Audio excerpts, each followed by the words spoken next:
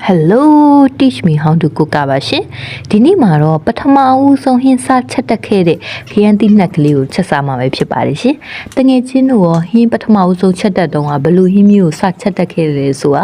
မျှဝေပေးသွားပါအောင်နော်။ခရမ်းသီးနှက်ရင်များသောအားဖြင့်လုံးဝချက်ကြတာများတယ်ပေါ့နော်။ဦးတဲ့ကိုအကုန်လုံးပြစ်ထည့်မယ်။စားထည့်မယ်။စွနွေးမုတ်ထည့်မယ်။ငံပြာရည်ထည့်မယ်။ပြီးရင်တော့ငပိလေးထည့်ပြီးတော့အရသာတွေအကုန်လုံးနှံ့ဆက်သွားအောင်နေပေးရမှာပဲဖြစ်ပါတယ်။ပြီးရင်တော့စီလေးအနှင်းငယ်ပါထည့်ပြီးတော့နေပေးရတယ်ပေါ့နော်။အခုလိုမျိုးလုံးချက်တာဆိုရင်ဖြစ်စီကုံအရန်တက်တာစီတဲ့ပေါ့နော်။များသောအားဖြင့်တောချက်လို့အညာချက်လို့လည်းခေါ်ကြရဲပေါ့နော်။